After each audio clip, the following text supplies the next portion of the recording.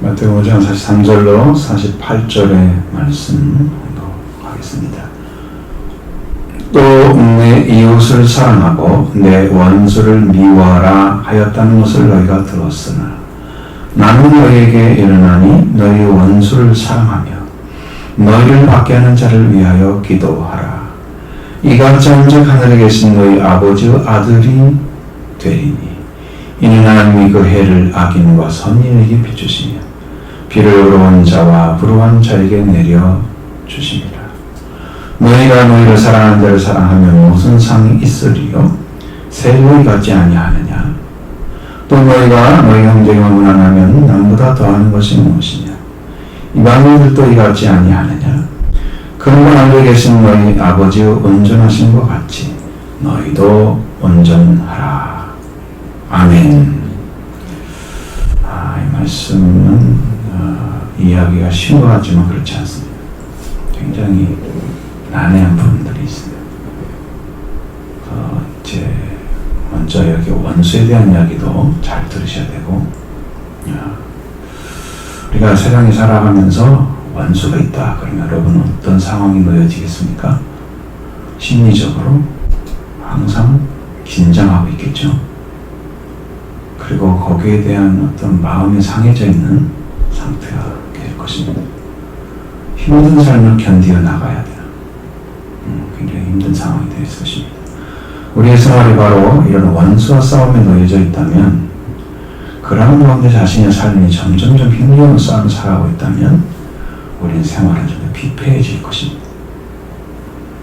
그렇지 않으면 우리 마음에 늘 평화로운 생활을 해야 되겠죠. 원수가 없으니요. 그렇죠. 원수가 없으니까 평화로운 삶을 살아야죠. 그런데 우리는 사람이 원수인 사람이 그리 많지는 않습니다. 세상에서 편하게 지내는 사람이 훨씬 많죠. 원수가 없기 때문에 싸우지 않는다는 거예요. 싸움이 없어요. 그래서 나의 생활이 평화롭다고 생각할 것입니다. 근데 사실 우리의 원수는 육신의 원수만 있는 게 아니고 영의 원수가 있지. 우리를 죄짓게 하고 죽음에 이르게 한 모든 일을 타락시키는 사탄이 존재하고 있는 거죠. 근데 거기에 대해서는 주의를 하지 않습니다. 세상 사람들이. 신앙인들도 별로 그렇게 관심 갖지 않습니다. 그냥 신앙생활 잘하는 것에 초점 맞추죠. 창세기 3장에서 14절부터 15절의 말씀을 쭉 읽어보면 하나님과 사람이 끊어진 관계가 어떻게 설정이 돼서 뱀하고 관계가 이루어지는지를 보십니다. 하나님이 뱀에게 말씀하십니다. 네가 이렇게 하였으니 네가 모든 가축과 들의 모든 짐승보다 더욱 저주를 받아 배로 다니고 살아있는 흙을 먹을지니라. 이제는 영적인 걸 먹는 건 틀렸어요. 그렇죠? 뱀은 흙을 먹게 됩니다. 그럼 내가 너로 여자와 원수가 되게 하고 내 후손도 여자의 후손과 원수가 되게 하리니 여자의 후손은 내 머리를 상하게 할 것이요 너는 그의 발꿈치를 상하게 할 것이라 라고 말씀하십니다. 하나님께서 딱 정해줬어요. 여호와 하나님께서 네 원수가 누구냐, 여자의 후손의 원수가 누구냐 딱 정해줬어요. 하나님께서 원수가 되게 하신다고 하셨어요. 내가 너는 여자와 원수가 되게 하고, 첫 번째로는 뱀하고, 그 다음에 내 후손도 여자의 후손과 원수가 되게 한다. 그러니까 타락했을 때 처음부터 원수가 되게 한 그 존재는 바로 뱀이라고 하는 사탄입니다. 또 여자의 후손은 내 머리를 상하게 할 것이고 너는 그의 발꿈치를 상하게 할 것이라고 말씀하신 거예요. 여기서 사무엘기 3장 15절에 상하게 하다라는 언어에 상하게 하다라는 말도 있어요. 근데 거기에서는 분쇄하다, 박살내다 이런 뜻도 있습니다. 근데 여기서 어떤 말을 취하느냐, 우리 성경은 상하게 하다라고 취했어요. 근데 여기는 상하게 하다는 뜻이 아닙니다. 분쇄하다라는 뜻이야 됩니다. 박살이라는 말도 거의 비슷한 의미예요. 깨어져 조각조각 부서지는 일이 이제 박살이거든요. 그러니까 분쇄라는 것은 가루처럼 잘게 부서뜨리는 거예요. 살 수 있겠어요? 없죠. 이제 죽는 거죠. 상대방을 철저하게 쳐부수는 것을 의미하는 내용입니다.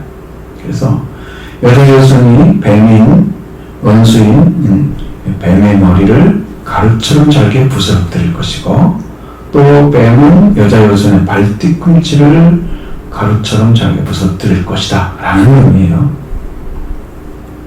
여자 여성과 뱀인 원수인 뱀, 그리고 뱀의 여성과 여자 여성과 원수가 되어서 서로 가루처럼 잘게 부서뜨리는 자들이 될 것이다. 그렇게 되는 거예요. 그런 싸움이 이미 시작이 된 거예요. 근데 여기서 원수가 되는 말은 히브리어로 에바라는 말입니다. 증오 혹은 적이 적대라는 뜻이죠. 그건 똑같아요. 헬라어하고도 똑같습니다. 그래서 여자의 여성과 뱀의 여성이 적의를 가지고 증오를 품고 결국 그들은 서로를 죽이기 위해서 분명히 완전한 전쟁이 있을 것이다 라고 말씀하신 거예요. 뱀은 여자의 여성에 대한 적이 증오를 계속 품고 결국 여자의 여성의 발뒤꿈치를 분쇄할 것입니다. 그러한 싸움이 예수님의 십자가 사건에서 이루어진 거예요. 예수님 발뒤꿈치를 다친다는 것은 작은 상처를 입는다는 의미예요. 죽으셨지만 다시 사셔서 뱀의 공격을 넉넉히 이기셨죠. 그러나 뱀은 그가 가지는 세력인 죄와 죽음의 세력을 완전히 빼앗겨 버렸습니다. 승리는 예수 그리스도가 승리하신 것입니다. 원수를 이기셨어요. 그래서 예수의 이름으로 원수를 이기라고 예수의 이름의 이건세를 여러분과 저에게 주신 거예요. 그럼 여러분의 마음속에 원수가 되어 있습니까? 사탄이? 의식이나 합니까? 안 하잖아요. 끝내 싸워서 승리할 대상이 죄와 사망인데 그 죄 사망의 권세를 예수님이 사탄으로부터 빼앗으셨기 때문에 여러분도 그걸 빼앗아야 승리자가 되는 거예요. 이긴 자가 되는 거예요. 그래서 여러분 사탄을 이기는 자가 되면 여러분이 이긴 자가 됩니다. 그 사람이 되는 방식이 뭐냐면 회개하고 성령 받는 사람인 거예요. 이렇게 들어가시기 바랍니다. 그리고 원수 이길 수 있습니다.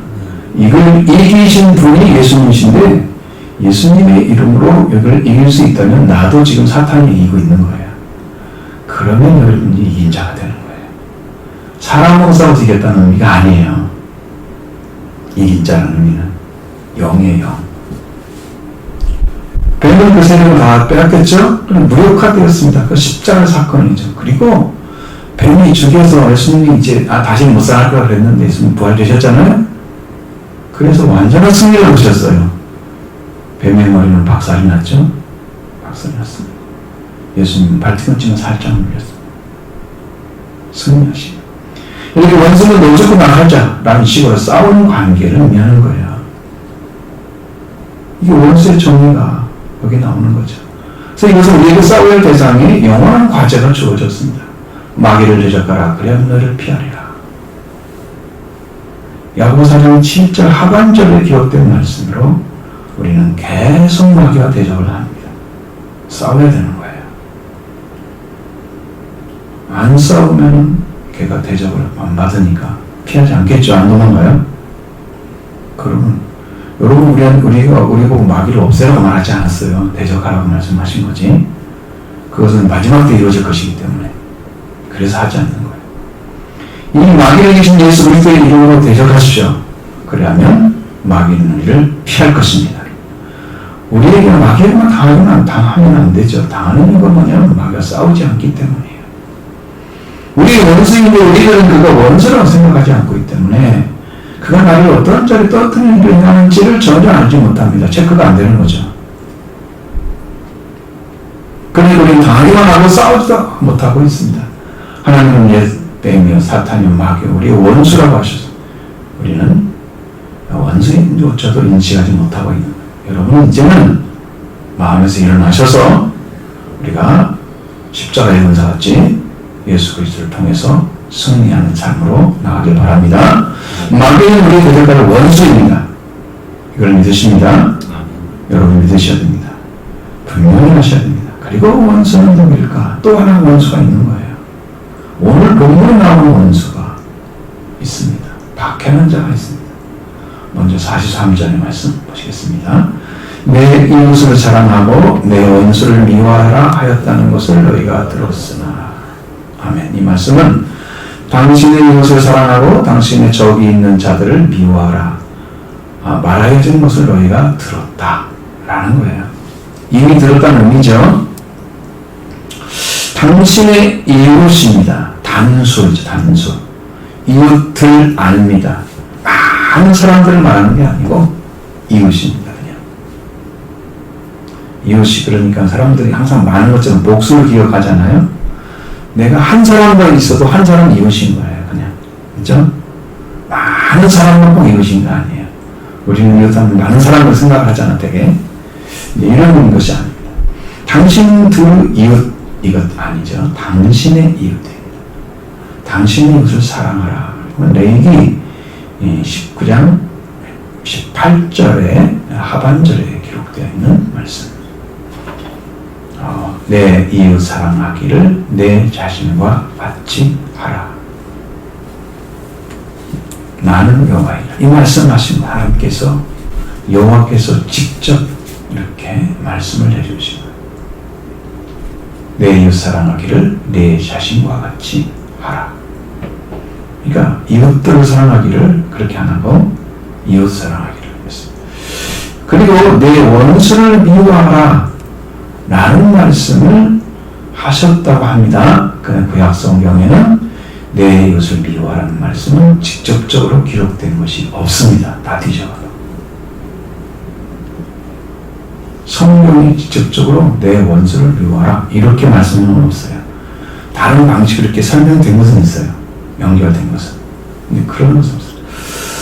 자, 근데 이제 한 가지 예를 들어서 그 당시의 사회상을 좀 살펴보면 이 말씀을 예수님이 왜 하시는 걸 알 수 있어요. 그 당시에 여러분이 쿰난 공동체에서 얻어진 것이 있었습니다. 여러분 쿰난 공동체에 대해서 소개받지 못하셨죠? 여러분 인터넷 보면 다 나와요.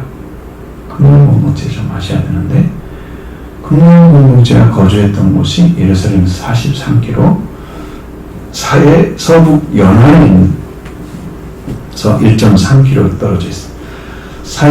서북 북서 연안에서 300m 높이에 위치한 카르베트 쿰난이라는 유적이 있는데요. 그걸 20세기 고고학에서 최대 발견이라고 평가받고 있는 사해 두루마리, 그걸 일명 쿰난 문사라고 합니다. 신학에서 이미 다 공부를 했던 그런 것입니다. 그것이 발견된 것이 쿰난이라고. 그리고 그런 것을 만들어 살았던 사람들이 쿰난 공동체라고 불려집니다. 우리 쪽에서 볼 때는 이렇게 불려지죠. 1947년에 베두인 목동인 무하마드 아드 디브라의 사람에 의해서 발견이 됐습니다. 그리고 쿰난 일대 탐사가 시작된 것은 1951년부터 56년까지 예루살렘 성서 및 고고학 연구소와 요르단 문화재 관리국에서 대규모 발굴 작업을 펼쳤습니다. 그곳에 가보니까 200여 개 동굴이 있었어요. 그리고 11개 동굴에서 852여 종의 양피지 그리고 파피루스 두루마리가 있었고요. 4만여 개의 사본 단편들이 거기에 펼쳐져 있었습니다. 근데 가장 정확하게 남아있는 성경이 이사야서예요. 이사야가 거의 원본 그대로 남아있어요. 참 놀라운 일이죠. 그리고 또한 200명 정도의 사람과 함께 사용할 수 있는 여러 우물과 물 저장고가 있었고, 천여 식기류가 있었고, 보관된 식빵과 밥 먹는 곳이죠. 토기 작업장이 있었고, 필사필, 필사실, 기록할 수 있는, 다시 또 기록해야 되고, 잘 찢어지니까 종이가 양피루스는 이런 것들이 필요한 것이. 그 다음에 수로가 또 이렇게 놓여져 있고, 대부분 남자인 1100여 기의 무덤이 발굴됐습니다. 이 쿰란제 공동체 규칙에 담긴 쿰란 공동체의 생활에 보면 그들이 이렇게 가르쳤습니다. 하나님이 선택하신 자인 공동체 내의 사람을 사랑하고 외국인들을 미워하라. 이렇게 가르쳤다고 합니다. 그들이. 문제죠. 다 사랑하라고 하지 않았어요. 이게 당시 유대사회 전체의 흐름이었을 것으로 봅니다. 사람들은 그렇게 들었다는 거죠. 많은 사람들에게. 성경에 직접 말씀하지 않았어도 외부인들, 그러니까 원수, 다른 사람들이죠. 자기 관계 없는 사람들은 미워해라. 우리 공동체에 내 있는 사람들, 선택된 사람만 사랑해라. 이렇게 가르쳤다는 거죠. 이것을 예수님이 가져온 거죠.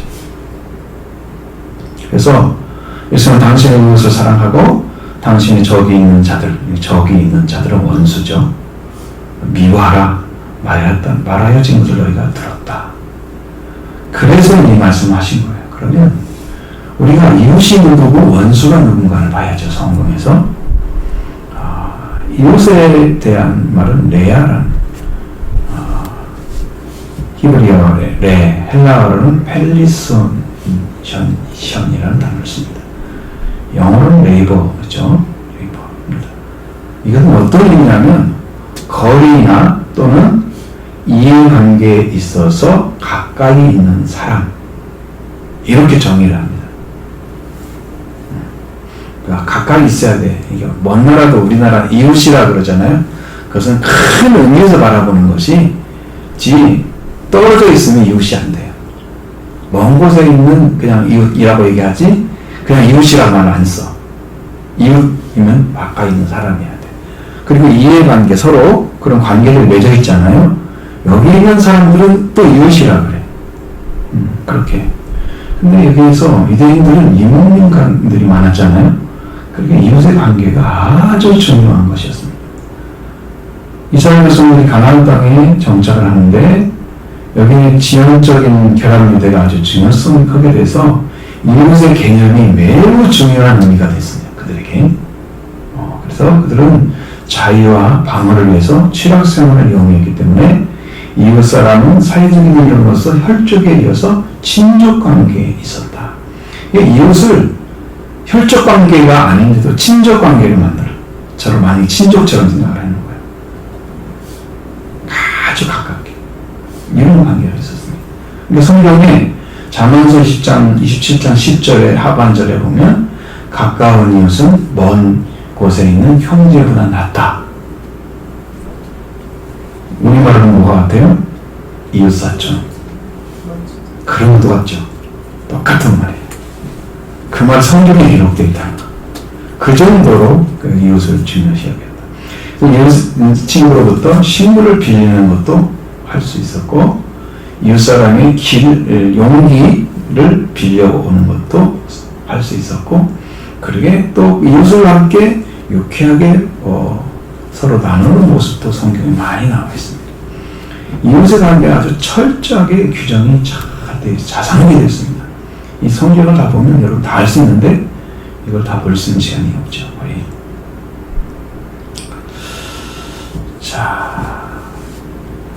자, 그러나 이웃의 범위는 같은 국민에게 한정이 되어버렸습니다. 이제는 외국인에 대해서는 차별 대우가 인정되었습니다.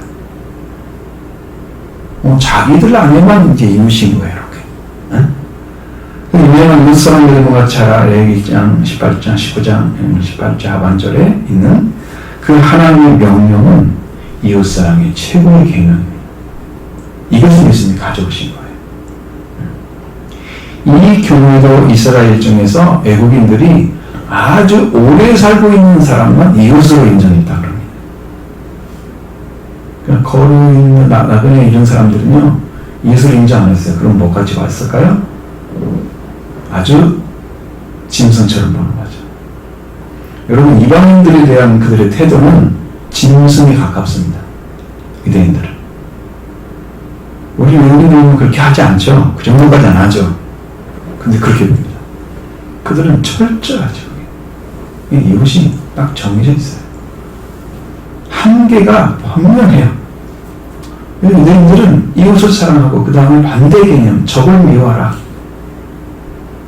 이런 것을 가지고 있는 거예요. 그들의 삶에는. 성경은 그렇게끔 하나님 그렇게 말씀할 이유가 없죠. 말씀하지 않죠. 원수를 미워하라. 이웃을 미워하라. 그런 말 하지 않겠죠. 원수를 미워하라. 그런 말씀도 하지 않으세요. 근데 이제 이웃사랑의 계명이 이렇게 되어 있지만 예수 그리스도가 오셔서 이웃사랑을 완성을 시킵니다. 또 바울도 그 말씀을 가져옵니다. 그리고 야고보도 가져옵니다. 그리스도께서 말씀을 이루셨기 때문에, 그 율법을 이루셨기 때문에 그렇죠. 바리새인 예수님이 와서 이웃의 당신 우리의 이웃이 누굽니까? 물어봤을 때 누가복음 10장 37절로 37절에 착한 사마리아 사람의 비유로 대답을 해주시죠. 자, 그래서 이웃사랑의 의미 같은 동족만을 의미하는 것이 아니고 민족적인 장벽을 훨씬 뛰어넘어서 누구이거나 도움을 필요한 자에게는 모두 이웃이 되어야 된다라는 의미로 된 거죠. 이렇게 넓어졌어요. 이웃의 범위가. 이런 사람에 대해서 우리는 이웃이 되는 의무를 지니고 있다는 걸 보여줍니다. 이웃에 대해서.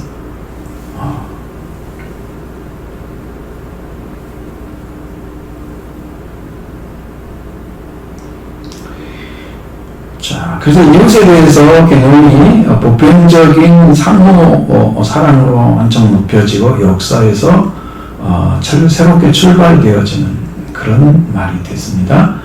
히브리어에서는 이웃사랑이라는 말이 수종 많이 있는데 레아란 단어를 가장 많이 사용합니다. 그러면 이 레아란 말은 교제한다, 한무리가 된다 그런 뜻입니다. 교제가 이루어지는 사람은 이웃으로 여기는 거죠. 그리고 하나가 되어지는 사람들 이웃으로 여기는 거예요. 이렇게 공동체처럼. 이게 바로 그것입니다. 이웃입니다. 그래서 이웃이라는 단어가 이 레아라는 단어가 104번이나 번역이 됐습니다. 근데 여기는 히브리어가 중요하지 않죠. 헬라어가 중요하죠. 헬라어 플레시온은 가까움이라는 부사인데 정관사를 거기다 넣어서 명사가 됐습니다. 가까운 자. 그것을 네이버라고 합니다. 이웃이라고 하는 거죠. 이웃은 거리 또는 이해관계가 가까운 사람에 있는 사람입니다. 이웃은 사람이 하나 그래요. 그럼 원수는 누군가? 원수에 대한 것은요. 원수란 말로 직접 써 있잖아요. 성경에는. 이게 단어가 바뀌었죠. 원수란 말을 쓰긴 쓰는데 그 단어에 주되는 것은 보수라고 하는 것입니다. 보수는 복수, 원수, 갚음이라는 단어를 포함하고 있습니다. 어벤지나 벤전스를 사용합니다. 영어로. 해를 입힌 자에게 원한을 풀기 위해서 해를 주는 행위, 그것을 원수로 갚는다 그러죠. 그래서 복수라는 의미로 씁니다. 복수를 해줘야 돼요. 원수는 항상 복수라는 의미와 같이 다녀요. 떨어져 있을 수가 없어요. 그러니까 원수를 사랑하는 이상한 말인 거예요. 그 사회에서 있을 수가 없는 말인 거예요. 이런 단어를 쓸 수가 없어요. 항상 보수, 원수 갚음 이렇게 다녔어요. 그것은 자기 보존의 어떤 수단, 유효한 수단이에요. 복수를 해줘서는 나를 해를 끼치 않을 거예요. 그렇죠? 그럼 내가 보호되죠? 그러기 위해서 해줘야 돼요. 사랑을 하고 있으면 다 당하는 거죠. 자기 보호 수단이 사라져버리는 거죠.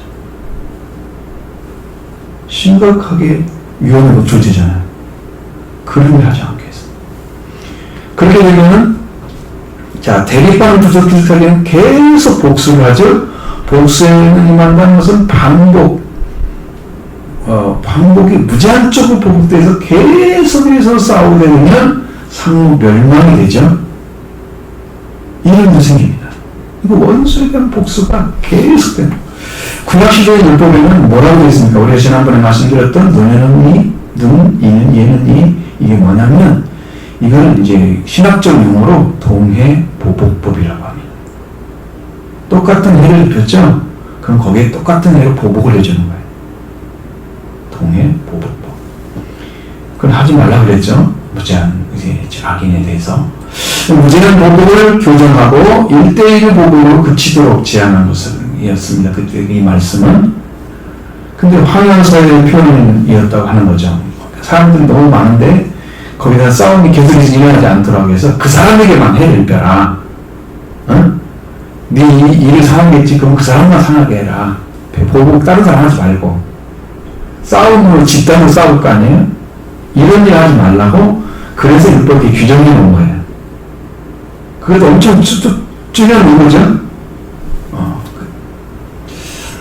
근데 하나님은 성경에서 자신이 복수하는 권리를 가지고 계십니다. 원수를 갚으시는 거예요. 권세가 있어요. 경건한 사람은 복수를 하나님께 맡겨서 그 적에 대한 하나님의 복수가 있도록 소망하고 기도하는 말씀이 구약 성경에 많이 나와 있어요. 자기가 직접 하지 않아. 하나님의 복수를 요청도 있지만 주의 날이라고 하는 백성의 적에 대해서뿐만 아니라 하나님 자신의 백성 중에 죄인에 대해서도 복수가 행해진다고 예언되어 있습니다. 그럼 이 복수가 언제 끝나느냐 그러면 마지막 주님이 오시기 전에 그때 복수가 끝나요. 원수에 대한. 성경에도 이제 씨 뿌리는 이제 씨 거두는 그 비유가 나오죠. 가라지 비유죠. 거기에 보면은 원수가 이렇게 씨를 뿌렸다고 나오잖아요. 응? 못된 씨를 뿌렸죠. 그 원수들에게 취하잖아요. 그 다음에 하나님 말씀을 순종하지 않는 자들 있죠. 그런 자들 하나님의 원수죠. 하나님의 원수예요. 말씀을 순종하지 않았으니 그들도 처리하셔야죠. 그래서 마지막에 이제 복수가 끝나는 거예요. 이 보통 일이 아니에요. 이것은 이 말씀이란 것은. 그래서 이제 성경에는 개인적인 복수는 없애버리고 금해버리고 그런데 이제 이스라엘 사람들은 자기 안에서는 복수하지 말라 그러는데 원수, 그러니까 원수가 아닌데 이방인이야. 비이스라엘 사람들에 대한 복수는 인정한. 저들은 사람이 아니야. 짐승처럼 그랬잖아요. 복수가 가능하다. 예수님은 동해보복을 철폐하셨고 제자들에게 원수를 사랑하고 너희 밖에 기도하라고 가르쳐 주셨잖아요. 거꾸로 말씀하시죠. 몇 번이나 용서를 해야 됩니까? 7번을 해야 됩니까? 이런 물음에 7번뿐 아니라 7번을 70번까지라도 하라고. 자, 그러니까 이게 예수 그리스도를 따르는 사람들은 그 원수에 대해서 보복할 수가 없어요. 할 수 없어요. 복수할 수가 없어요. 선으로 갚으라고 말씀하세요. 여러분 맨날 선으로 먹고 사는 것 같아요. 그렇죠? 그리고 하나님의 보복은 종말까지 묻혀져 있습니다. 마지막 때 반드시 일어날 것입니다.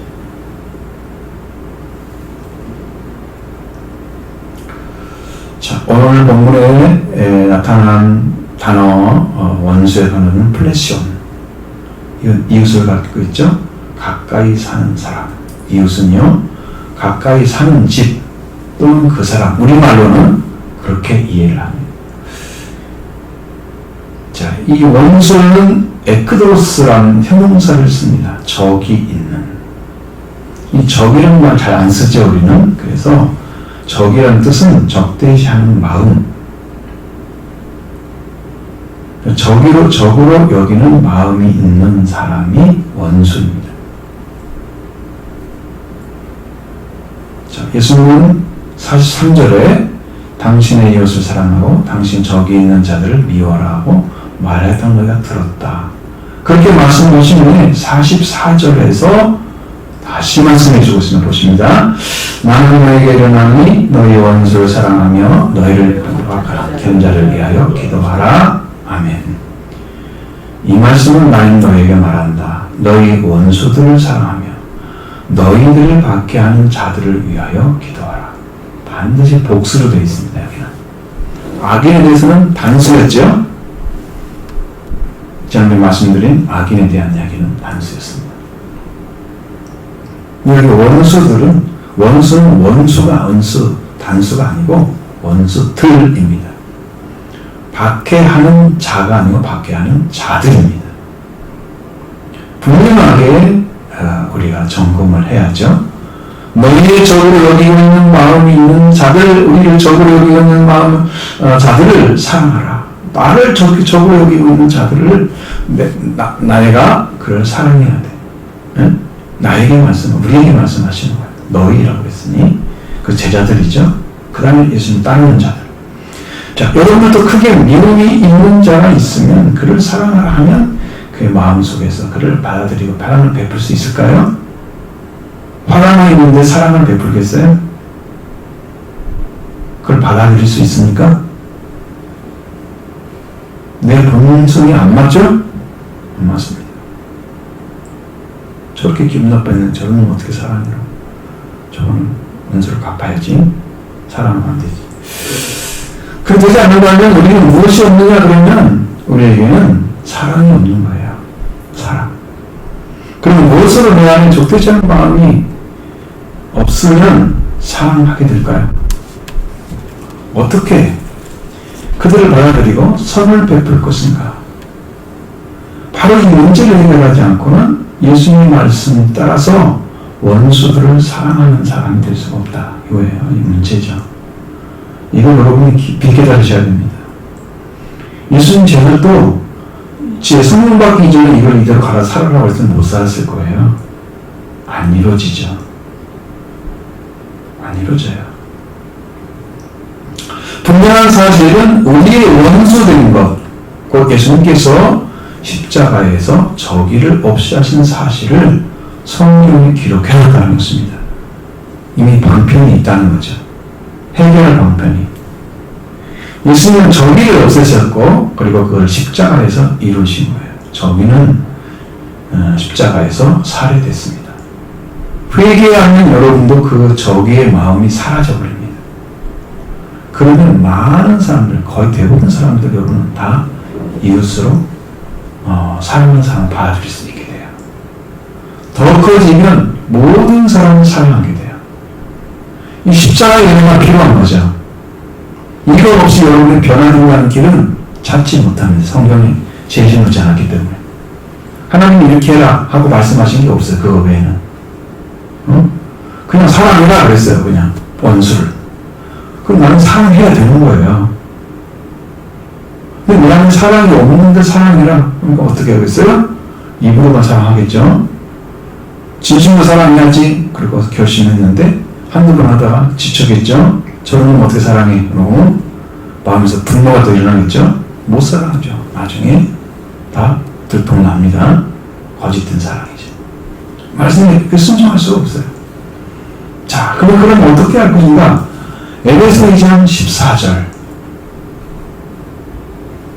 16절의 말씀에서 이 문제를 해결해 놨습니다.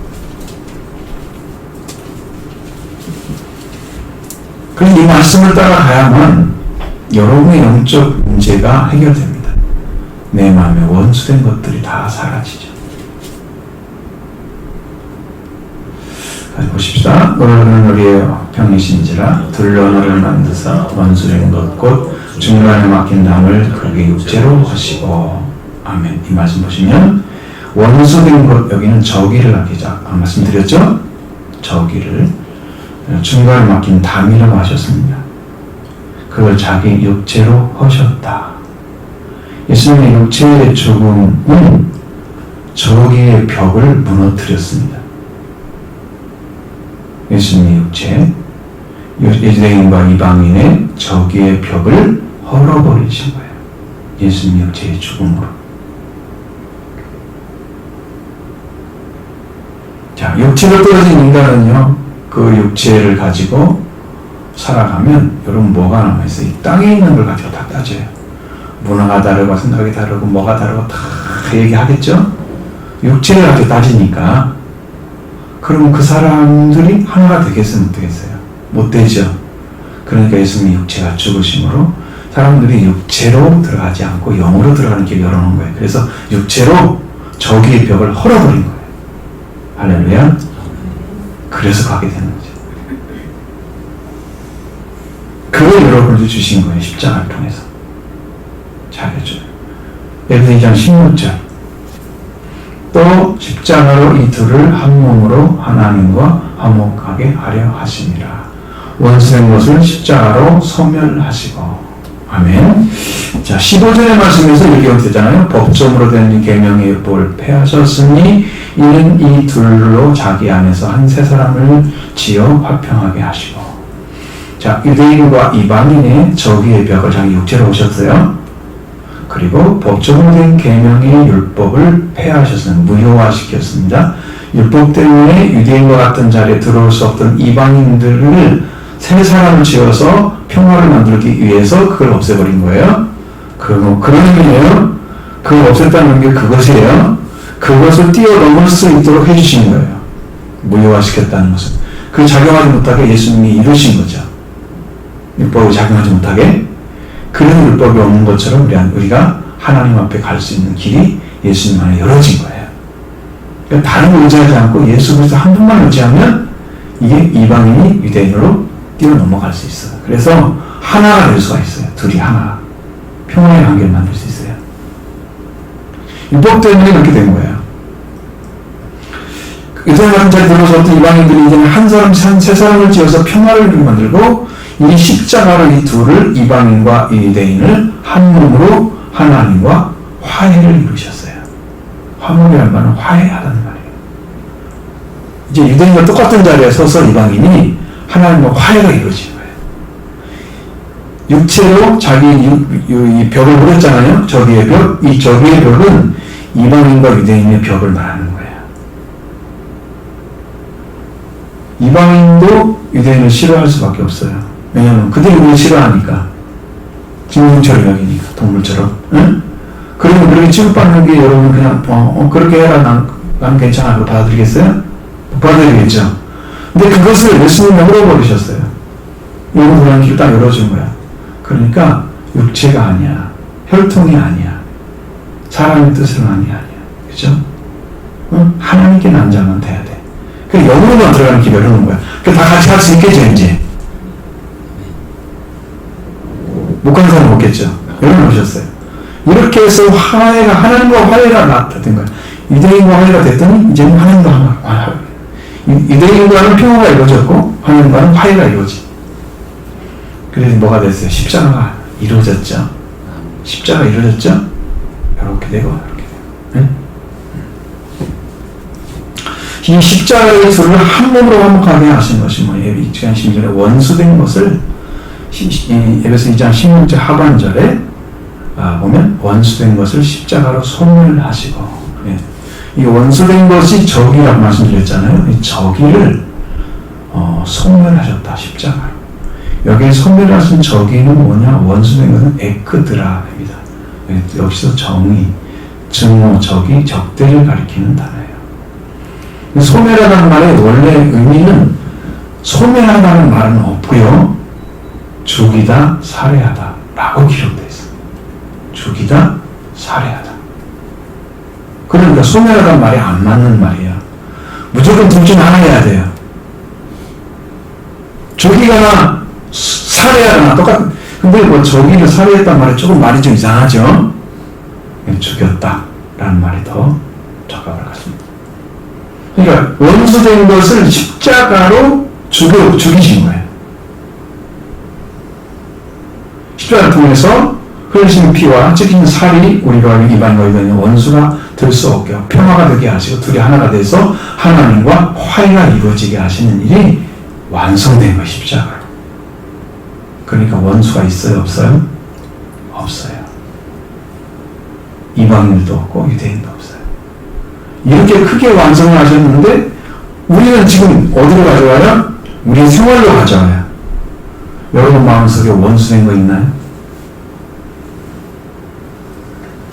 여기서 말하는 것은 이제 원수가 된 이유는 예수님 말씀하신 원수가 된 이유는 박해하는 자, 원수된 것은 복음에 대해서 반대하기 때문에 원수가 된 거예요. 복음 때문에 내가 그 사람과 원수가 된 거예요. 복음 때문에 내가 지금 예수님 때문에 내가 박해를 받는 것을 의미하는 거예요. 여기서는 원수는. 근데 일반적인 사람들의 원수는 어떻게 해요? 생활하다가 마음에 문제가 생겼어. 어떻게 해요? 이것도 십자가에서 여러분을 살아요. 그러니까 회개하는 사람이 이기는 거예요. 그걸 붙잡고 무조건 회개하는 사람이 이기는 거예요. 싸워서 말로 이기는 게 아니야. 내가 이긴 것 같은데 하나도 개운하지가 않아. 기쁘지도 않아. 좋은 관계 만들지도 않아. 그렇게 이기면. 근데 십자가를 통해서 이 안에 저기가 사는 상태를 이기면 내가 다 이겨. 저 사람이 화해하는데 진짜 화해가 이거죠. 내가 정말 내려놓으니까 그 사람이 마음이 돌아와요. 그래서 그 사람도 회개를 시키는 거예요. 그런 화해를 말하는 거예요. 예수님께서 조심하는 사람 병동 맡기는 율법이 다 이루어져서 그것을 보여주는 방법이 뭐예요? 예수님 십자가 밖에서 돌아가실 때 성소에 지성소 성소를 나누는 휘장이 둘이 돼서 찢어져서 둘이 돼버린 거죠. 하나님께 가는 길이 막혔던 것이 예수님이 십자가에 죽으심으로 열렸다는 의미죠. 그래서 막힘이 없이 하나님께 직접 갈 수 있는 길을 예수님이 이루신 거예요. 그걸 뭐로 들어가요? 십자가로 들어가요. 보혈로. 피로 들어가요. 거기. 십자가에서 저기가 죽여졌습니다. 살해됐습니다. 그럼 사람에 대한 이제 저기가 사라져버렸어요. 원수가 없어요. 그때 그래서 여러분의 원수된 것, 저기가 있는 사람에 대해서 저기는 죽여야 됩니다. 십자가로. 근데 여러분이 회개함으로 그리스도의 육체로 하시고 십자가에 살해된 그 저기가 여러분에도 그렇게 이루어집니다. 그러면 여러분도 사랑하는 사람이 되죠. 원수를. 이 원수를 그리스도의 은혜를 통해서 없앰으로써 우리의 심령은 우리의 이제 적으로 여기는 마음, 원수된 것 없는 마음으로 회복이 되었습니다. 그래서 우리가 원수를 사랑하라고 말씀하죠. 쟤들이 이 말씀 듣고 바로 사랑하려고 해서는 되지 않았을 거예요. 그들도. 예수님 십자가에 있었기 때문에 가능한 거죠. 그래서 성령이 이루어졌잖아요. 그걸 갈 것입니다. 따라가야 되죠. 우리도. 그러니까 여러분들 인연을 갖기 위해서 여러분도 회개하시기 바랍니다. 원수를 이런 마음을 하는 삶들을 변하기를 바라지 말고 내가 그리스도께서 십자가에 적대하신 마음을 살해되었으니 이 십자가의 은혜를 받고 저와 여러분들이 원수를 사랑하는 자녀가 되기를 원합니다. 진정한 사랑은요 나한테 이루어져야 되는 거예요. 상대방이 변하기를 바라면 안 돼요. 내가 변하니까 상대가 변하는 거예요. 내가 변하니까 세상이 변하는 거예요. 나 변하지 않고 저 사람 변하기를. 그것은 성령이 말하는 것이 아니에요. 나를 위하여 박해하는 자를 위하여 기도하는 사람이 되십시오. 이렇게 말씀합니다. 또 나를 박해하는 자를 위하여 기도하는 사람이 되십시오. 박해란 하나님을 의지하는 경건한 자에 대해서 하나님을 두려워하지 않는 불경건한 자가 부당한 저기를 가지고 끈질기게 가하는 압박 또는 위해라는 단어입니다. 박해가. 그러니까 하나님을 전혀 이게 사전적인 의미죠. 사실 여러분들이 이제 박해를 받았다는 사람들은 여러분들 이제 어렸을 때 그런 사람들이 있어요. 교회를 가게 되면 출석하는 것을 막기 위해서 실제로 위에 강의를 해놓습니다. 성경을 막 없애버리거나 교회 가는데 엄청나게 욕을 먹고 가야 돼. 혹은 길을 못 가게 딱 막고 서 있으니까 그 막기 전에 미리 나가가지고 기회를 갖다 와서 엄청나게 또 혼나. 그런 경험이 있는 사람 있을 거예요. 그런 경험. 아마 여기 있는 분 중에는 없는 것 같은데. 그런 사람이 있습니다. 진짜 그러면 이게 실감이 나죠. 실제적으로. 제자들은 사로가 됐던 시대에 살았던 그런 얼마나 큰 국가적인 박해가 있었으면 당시에 로마에 의해서 이 사도들은 백성들 국가를 살리기 위해서 박해하는 자를 위해서 기도하는 자가 되는 거예요. 자, 그런 자가 되는 거예요. 그게 하나님 아들이 된다고 말씀하셨습니다. 아들들이 된다고 하셨습니다. 이 박해는 시험입니다. 그리스도를 믿는 이들은 박해를 받는 동안 그들의 신앙을 지키는데 도전을 받게 되는 거죠. 그러나 그리스도를 따르는 이들은 특히 박해 속에서 그리스도의 힘과 그리고 구원의 능력을 경험하게 된다. 고린도후서 4장 7절 이하에 그 말씀이 기록되어 있습니다. 바울이 어떻게 살았는지 보면 알죠. 박해를 받으면 더 열심히 살아요. 신앙으로. 바울은 박해 속에서 인내심을 가지고 박해를 감당했습니다. 사도의 본보기가 되었습니다. 고린도서 4장 12절에 보면 또 수고하여 친히 손으로 일하며 모욕을 당한 적 축복하고 박해를 받은 적 참고 라고 말했습니다. 이 말씀은 누가복음 21장 12절이나 갈라디아 5장 11절, 디모데후서 3장 12절에 박해는 시험을 나타낸다고 그렇게 기록되어져 있는 거예요. 그리고 박해는 특권입니다. 왜냐하면 의를 위하여 박해를 받은 자는 복이 있다.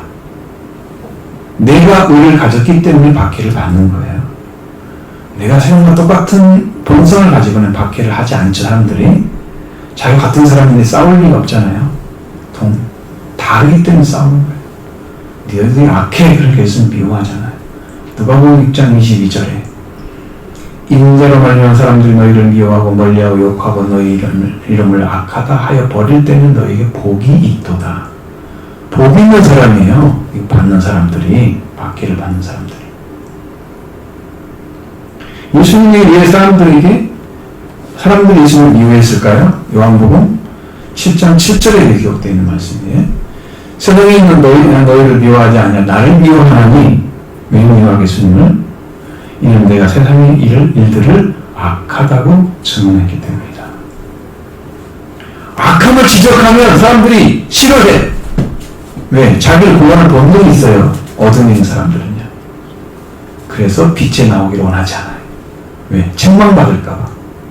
회개하기 싫어하는 거죠. 성경을 보니까 회개하기 싫어하더라고. 악한 사람들. 책망받기를 싫어해. 그래서 빛을 안 나오는 거예요. 말씀 안 따르는 거예요. 자, 박해라는 단어는 우리말로는 하나님을 의지하고 경배하는 자에 대해서 말씀드렸던 이제 사전적인 의미인데, 경건하는, 하나님을 의지하는 경건한 자에 대해서 하나님을 두려워하지 않는 불경건한 자가 부당한 정의를 가지고 이렇게 가하는 압박 또는 박해, 위해를 가리키고 있다고 말씀드렸죠. 아무나 박해를 받는 게 아니에요. 세상과 같은 본질을 가진 자는 박해를 받지 않고 있습니다. 세상과 다른 본질, 의로움을 가지고 있기 때문에 박해를 받는 거예요. 그래서 성경은 이렇게 말합니다. 누가복음 6장 26절에 모든 사람이 너희를 칭찬하면 화가 있도다. 그들의 사람들이 거짓 선자에 대해서 이같이 하였느니라. 여러분들, 많은 사람들 어떤 생각을 해요? 교회 다니는 사람들은 모든 사람이 칭찬을 받아야 된다 생각을 하는 거예요. 박해를 받는 생각은 못해요. 그러면 사람들이 다 좋아하니까 훌륭한 교회인 거지. 그 사람들이 훌륭한 크리스찬이고. 그 예수님 제자들은 박해 안 받았어요? 다 칭찬받았어요? 그런 원적인 도덕적인 그런 종교를 가지고 있어라 이 말이죠. 사람들이. 성경은 아닌데. 모든 사람과 평화가 이루어지기를 원했으면 할 수만 있으면 모든 사람 평화하라 그랬습니다. 그러나 모든 사람이 칭찬받으라고 말씀하지는 않으셨어요. 모든 사람을 칭찬하는 말에 화가 있을 것입니다. 내가 거친 자와 직사람을 적당히 맞춰 살기 때문에, 그들이 맞는 말을 해주기 때문에. 하나님 말씀 의견들 맞지 않죠? 하나님 말씀 항상 회개를 외치고 있습니다. 왜? 너희가 잘못하면 회개해라, 돌아와라, 나를 따라와라. 이렇게 항상 책망을 하죠. 절대로 올바르게 이야기한 적은 거의 없어요. 세상에 대해서. 분명히 하나님, 나를 박해하는 자를 위해서 기도하는 사람은 다른 사람의 모욕적인 말을 인해서 상처를 받지 않고 해를 받지 않습니다.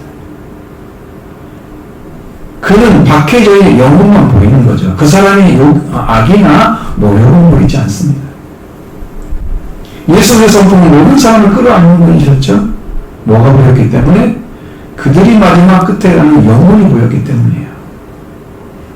저렇게 욕하고 저러다가 죽으면 멸망은 영원한 지옥에서 영원히 멸망을 받아야 되는데, 그것이 보이니까 예수님이 십자가를 참으시는 거예요.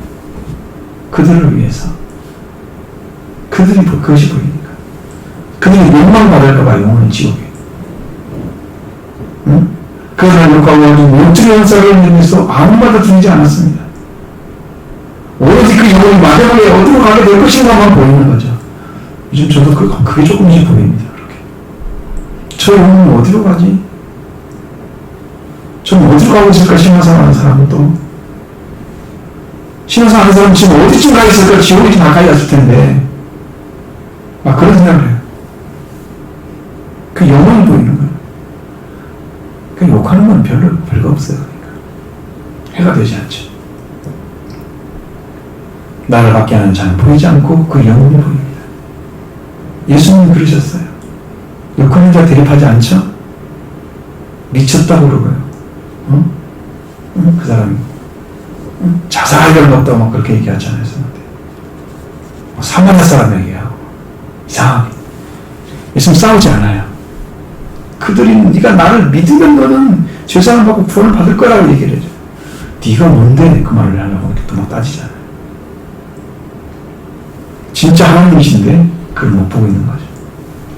고통스럽죠, 예수님. 그래서 그 영혼들을 위해서 십자가를 지신 거였어요. 다른 방법으로 구원할 수 없기 때문에. 너희가 내가 하는 걸 믿지 않거든 내가 한 일을 보고 믿으라 그랬죠. 그 한 일이 십자가였어요. 그리고 예수님 부활절 순환에 영웅을 오셔서 사람들 속에 계시면서 복음을 전해서 구원을 시키는 거예요. 전도를 시켜서. 예수님. 지금도 그 일을 하고 계시는 거예요. 여러분에게. 동의가. 그 생명이 영원한 멸망을 받는 지옥의 영혼이 들어가지 않기를 기도하게 됩니다. 박해하는 자를 위해서 기도하는, 예수님 그를 욕하고 그를 위협하거나 비방하거나 반대하는 자, 그리고 힘을 가면서 멸시하는 자들 다 받아들이시고 용서하는 자가 되기를 기도하시는 겁니다. 그래서 우리를 박해하는 자에서 기도하라고 하시는 거예요.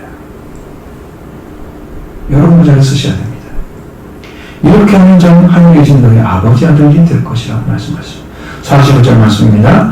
이같이 하는 자는 하늘에 계신 너희 아버지 아들이 되리니 이는 하나님이 그 해를 악인과 선인에게 비추시며 비를 의로운 자와 불의한 자에게 내려주십니다. 아멘. 이 말씀은 하늘에 계신 너희 아버지 아들들이 되게 하는 것이다. 그 해를 태양을 악한 자들과 선한 자들 위에 비치게 하시며 그가 비를 의로운 자들과 불의한 자들 위에 오게 하고 계신다. 이 말씀인데, 자, 하나님은 태양을 악한 자들과 선한 자들에게 비추게 하시고 계시고 비를 의로운 자들과 불의한 자들 위에 오게 하고 계신다. 이 말씀은요 모두 현재형이에요. 그 당시에도 그렇게 하고 계신다고 말씀하신 거고 지금도 그렇게 하고 계신다고 말씀하시는 거예요. 지금도. 하나님은 그 태양을 악한 자에게 비추게 하고 계십니다. 비추게 하고 선한 자에게 비추게 하시지 하고만 계시지 않는다는 거죠. 하나님께서 의로운 자들만 오게 하고 불의한 자를 오지 않게 하시고 계시지 않는다는 거죠. 여러분 가장 빠르게 사람들이 요리할 수 있는 길은 뭐가 있겠어요? 태양을 선한 자에게만 비추고 악한 자에게 안 비춰주는 거예요. 그러면 빨리 돌아오겠죠? 아, 내가 나쁜 놈이구나. 빨리 돌아가야 되겠다. 그 세상에 그러면 그 만물들이 어떻게 자라겠어요? 그렇게 하면. 그죠? 사람만 문제인 거지. 세상에 만물들이 문제는 아니잖아요. 잘못한 게 아니잖아요. 그러니까 그렇게 하려는 것이죠. 여러분, 여기 문제가 생겨요, 여기서. 비를 갖다가 의로운 자에게 비춰주고, 불하는 자에게 안 내려주면, 비를 안 내려주면, 아, 내가 잘못 살았구나, 하는 생각. 그럼 돌아오겠죠?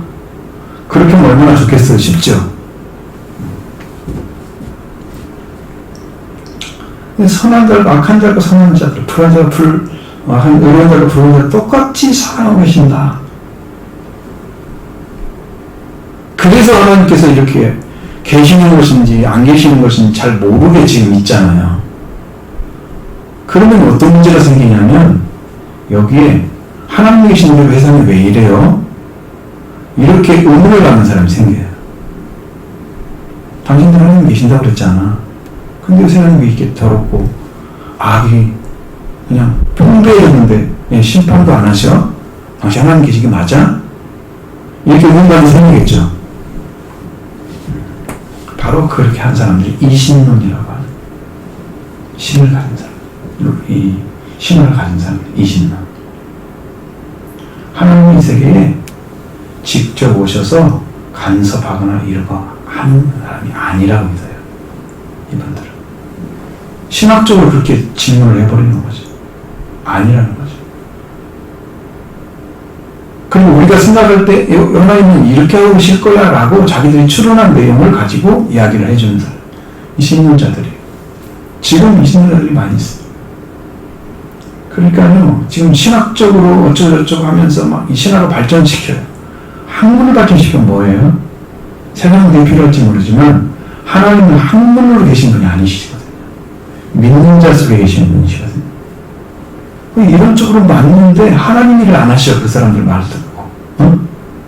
그러니 그들이 말을 한다고 해서 무슨 의미가 있고 세상이 바뀌겠어요? 안 바뀝니다. 하나님이나 그 용의 역사를 부정하는 자들입니다. 이들이. 베드로서 2장 3장 9절의 말씀을 여러분 기억하시면 하나님이 왜 이루고 계실까? 지금도 왜 이루고 계실까? 라는 말씀에 여러분들이 이해가 될 것입니다. 하나님을 더 크게 바라보게 될 것입니다. 베드로서 3장 9절 주의 약속은 어떤 이들이 더디다고 생각하는 것 같이 더딘 것이 아니라 오직 주께는 너희를 대하여 오래 참으사 아무도 멸망하지 아니하고 다 회개하기에 이르기를 원하시느니라.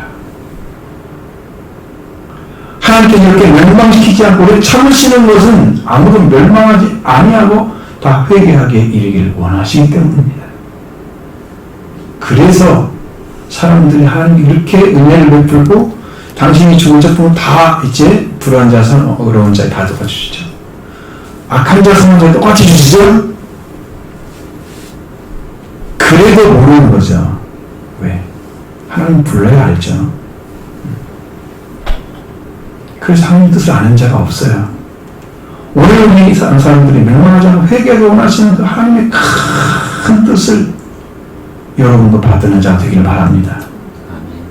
여러분도 그 길을 걸어가시기 바랍니다. 우리 말씀을 들었으니 회개에 빨리 들어가야 됩니다. 회개하시기 바랍니다. 회개하라 천국에 가까이 왔느니라.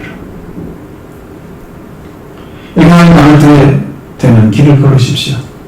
하나님께서 악인들과 선인들, 의로운 자, 불의한 자를 구분하지 아니하고 모두 그 사랑에 두는 자가 됐습니다. 원수를 사랑하고 박해하는 자를 기도하는 하나님의 큰 뜻을 받드는 하나님의 아들들이 다 되기를 바랍니다. 우리가 사랑하는 자와 사랑하지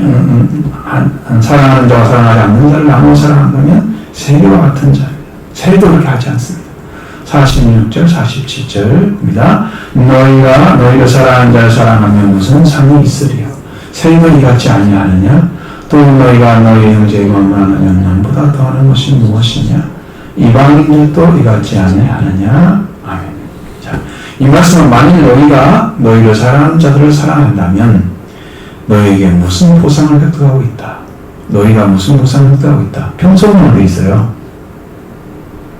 획득하고 있다? 라고 이렇게 물어보는 거예요. 근데 이제 평소문으로 돼 있어요.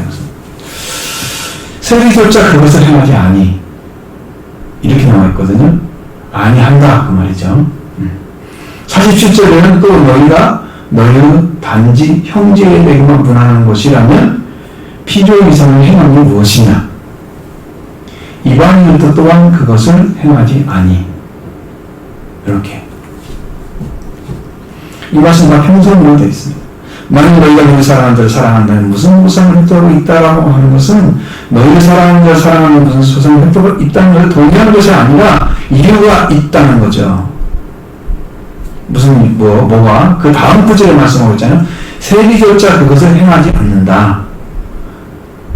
그렇게 하지 않는다는 거죠. 세리도 사랑하지 않는 사람에 대해서도 그렇게 사랑을 한다는 거죠. 응? 나쁜 일 하는 사람이잖아, 세리.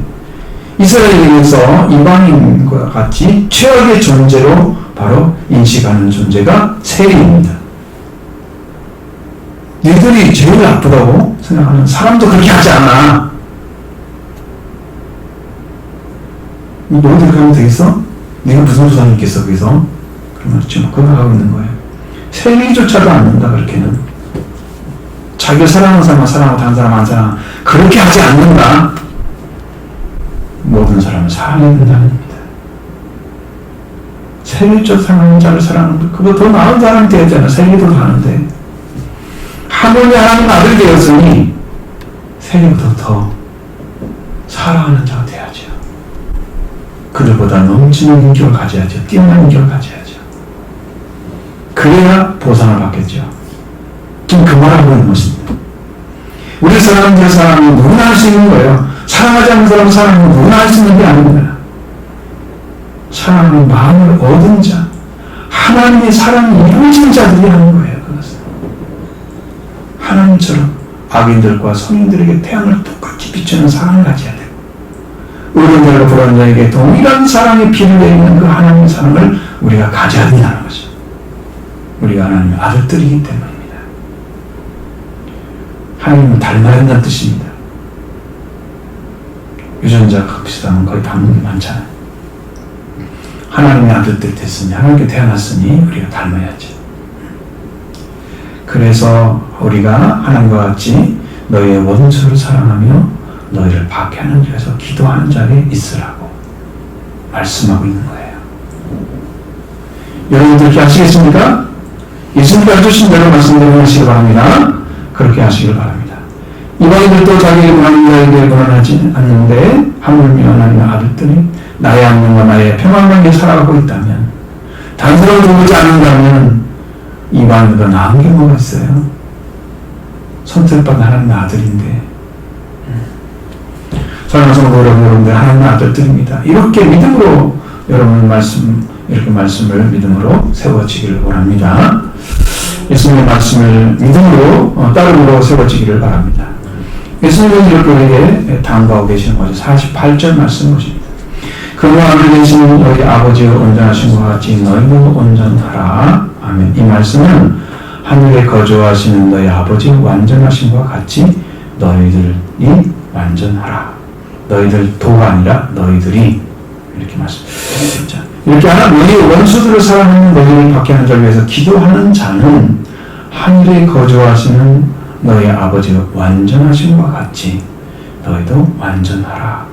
근데 딱 한 군데 성경만, 여기 이제 해석하기 어려운 부분이거든요. 이 부분이 한 군만 평소문으로 걸었어요. 명문문 안 하고.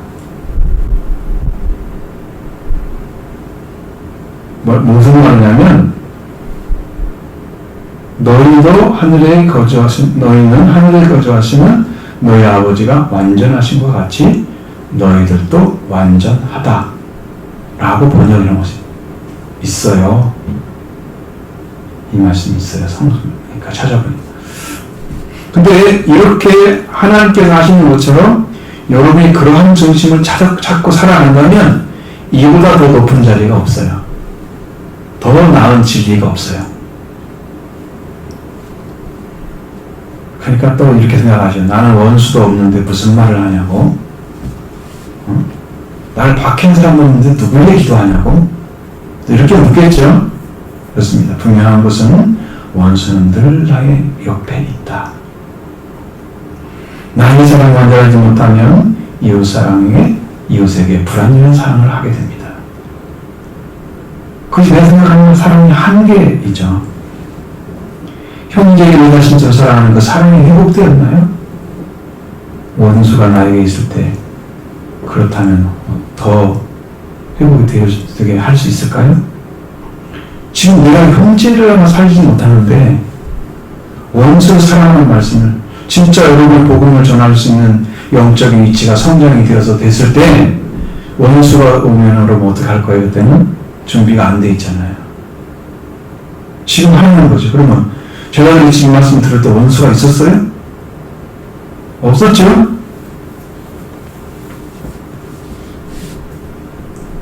그 지금이 아니라 여러분의 영적 성장할 때 진실하게 믿는 자들에게 의문을 품거나 거부하는 자들에게 저들이 나타나서 내 말을 반대하고 거부하고 의혹하면 여러분 그들 어떻게 할까요? 그 당시 지금은 시간이 없다고 그래서 약하다고 그래서 그냥 그럴 수 모르지만 받지 않겠어요? 받아야 되죠. 그래도 자, 저는 제 기억으로는 2017년부터 2018년 사이에 중요한 사건이 하나 있었는데 저는 그걸 지금도 기억을 하고 있습니다. 설교를 준비하기 위해서 제가 의자에 앉았죠. 그래서 있는데 어떤 귀에 속삭이는 소리가 촉촉촉촉 말을 계속 하는 거예요. 그런 말이 들려오는 목소리가 아니고 속삭이는 소리야. 내가 귀를 잘 기울여야만 들리는 소리 있잖아요. 그 정도의 소리가. 그래서 무슨 소리가 나지? 이거 이제 한참 지나다가 조금 있다가 또 소리가 나기 시작하는 거예요. 이상하다. 그래서 내가 귀를 딱 기울였어요. 기울이는 순간에 딱 이 말이 들렸습니다. 네가 진정으로 복음을 전하게 될 때는 너는 박해를 받게 될 것이다. 그 말만 딱 들려오는 거예요. 맨 마지막 말만 들은 거예요. 성령이 하신 말씀. 그럼 제가 성령님께서 그렇게 하신다고 하면 제가 그 자리에 서서 그 일을 하게 될 때 얼마 안 남을 수도 있습니다. 하게 될 때 그때 나는 정말 나를 박해하는 자를 위해서 기도할 수 있을 것인가. 내 원수를 사랑하는 그런 사랑을 가질 수 있을 것인가. 모든 사람을 품으신 분이 하나님이시잖아요. 하나님처럼 되는 거죠. 원수를 사랑하고 박해하는 자를 기도하는 자리에 쓰신 것과 똑같이 하나님은 선인과 악인과 선인들에게 다 햇빛을 주시고 불안한 자와 어려운 자에게 똑같이 비를 내려주신다. 하나님 하신 것처럼 너희도 하라 이 말이죠.